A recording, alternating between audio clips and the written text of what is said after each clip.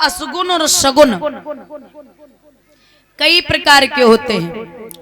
असगुन वो हैं, अगर आप माताओं कोई भी व्यक्ति घर से निकले, ऐसा लोग मानते तो नहीं है कलयुग में, लेकिन कोई भी व्यक्ति घर से निकले और सर्प रास्ता काट जाए तो समझ लेना असगुन हो गया। बिल्ली रास्ता काट जाए तो समझ लेना असगुन हो गया।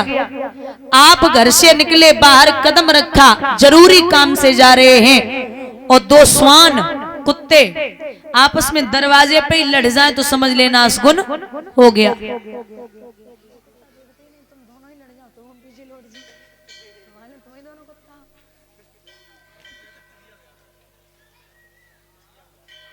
और दो बैल दिख जाए अगर लड़ते हुए तो भी आप पीछे लौट जाइए। सबसे बड़ा असगुन अगर कोई है तो वो ये है माताओं कि अगर आप घर से कहीं भी कोई भी जा रहा है, जैसे पति घर से बाहर जाए और पत्नी पीठ पीछे रोना शुरू कर दे, तो इससे बड़ा असगुन दुनिया में दूसरा नहीं होता।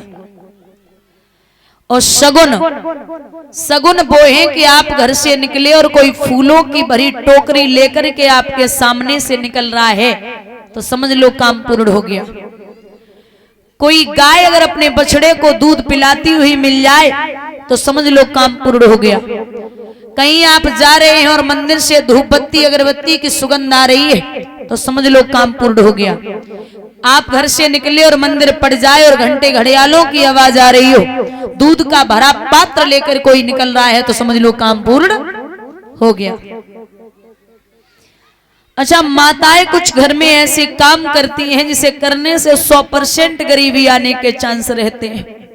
पहला, माताओं को कभी भी घर में खड़े होकर के बाल नहीं निकालने चाहिए।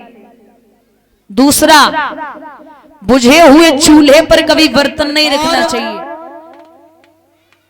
घर में चाहे कितनी भी रात्रि को, मतलब 10 बजे या 11 बजे आपके यहाँ मेहमान आए, लेकिन माताओं को कभी भी घर में जूठे बर्तन नहीं छोड़ने हैं। बर्तन धोने के बाद ही सोना है।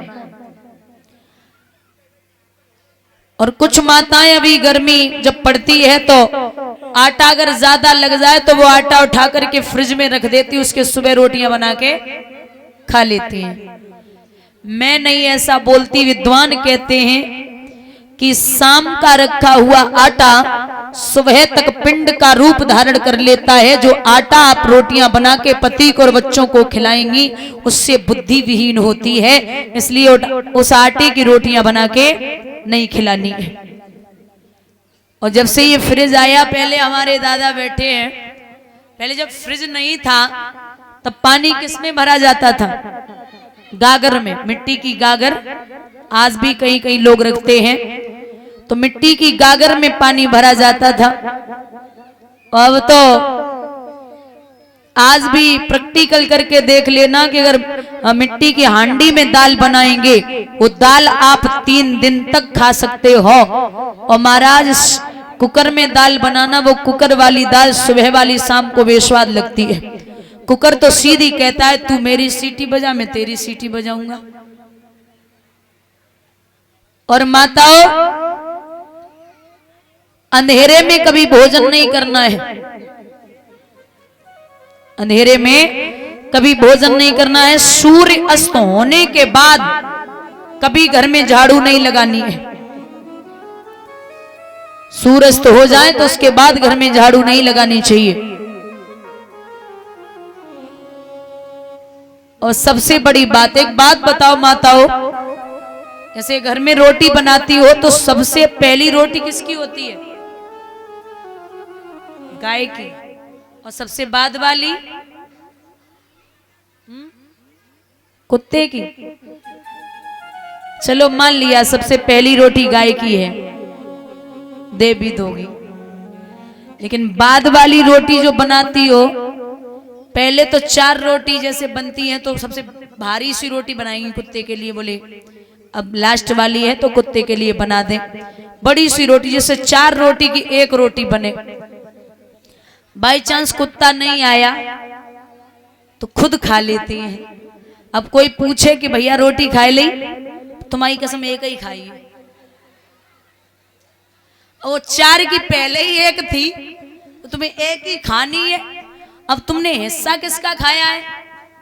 हैं? किसका खाया? तुम्हारी आदत कैसी बनेगी? मैंने तो नहीं बोला, हिस्सा किसी का नहीं खाना है, जिसका है उसे ही देना है। बोलिए गोविंद भगवान की।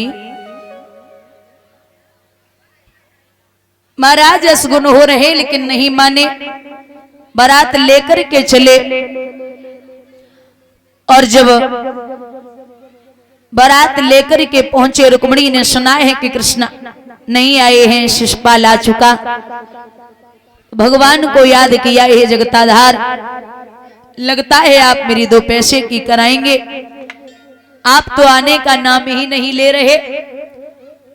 रो रही थी, तब तक सुदेव नाम के ब्राह्मण ने आवाज लगाई, बोली माताम भिक्षाम देहि, कोई है?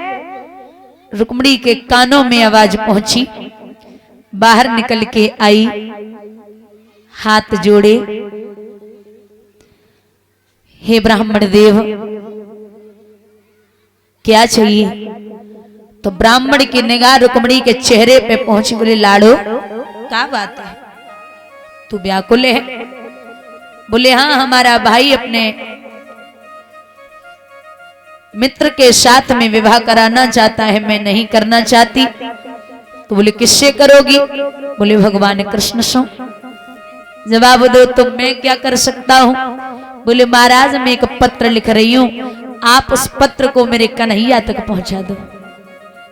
ब्राह्मण बोले अरे ओ पगली, यहां से 750 कोस दोहरे का है, मैं पैदल नहीं चल पाऊंगा क्योंकि मैं बहुत बूढ़ा हूं। महाराज मैं जीते जी मर जाऊंगी, आप चले जाइए।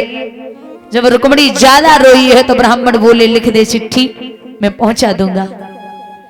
रुक्मिणी एक अक्षर लिखती, आंसू टपकता मिट जाता, फिर एक अक्षर लिखती, फिर आंसू टपकता, फिर मिट जाता। आज रुक्मिणी बोली कन्हैया एक बात तो कहनी है कि पता ना है आपको नाम मनमोहन कौने रख दियो। आपका नाम मनमोहन पता नहीं किसने रख दिया, आपके हृदय में तनिक भी मोह नहीं है। आप मेरे बारे में समझाते हैं, सुनिए बिहारी। पंछी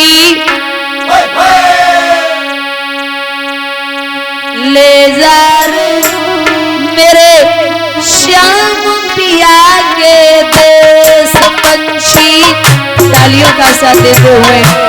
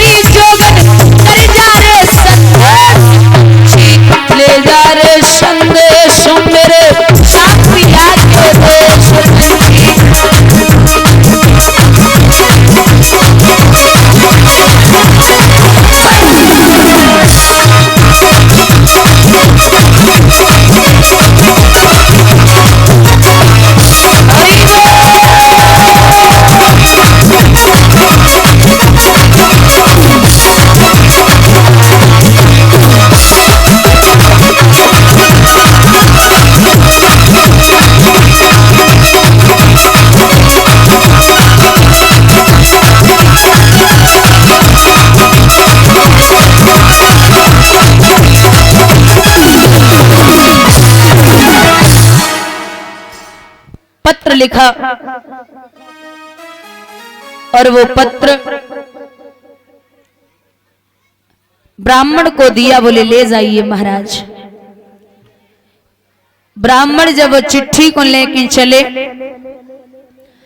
महाराज बूढ़े से ब्राह्मण चलो ना जाए रहो, एक वृक्ष के नीचे बैठ गए और भगवान को याद करके बोले, अरे ओ माधव, ये तुम्हारे भक्त का पत्र है, अगर तुम्हें जरा भी उसका ख्याल है तो आप इस पत्र को खुद तक पहुंचा लो। एक बात तो है, चाहे फिर राम जी की शादी हो और चाहे वो कृष्ण की शादी हो, बिना ब्राह्मणों के पूर्ण नहीं हो पाई। क्योंकि यहाँ परशुराम जी आ गए थे, तब वहां थोड़ा सा झगड़ा हुआ, बहस हुई, तब वो शादी पूर्ण हुई, मेरी परीक्षा ली। उसके बाद जब यहाँ रुक्मिणी रो रही है, तब भी ब्राह्मण का आगमन हुआ, तब रुक्मिणी ने पत्र भेजा। ब्राह्मण से याद आया, दादा एक काशी से पढ़ के ब्राह्मण आए, 4 वेद, 6 शास्त्र, 18 पुराण पढ़ के आए, तो पिताजी से बोले कि हे पिताजी, मैं बड़ा होशियार हूं।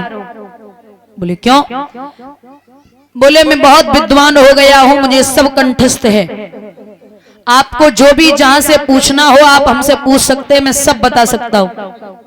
बोले तो बहुत बड़ी बात है।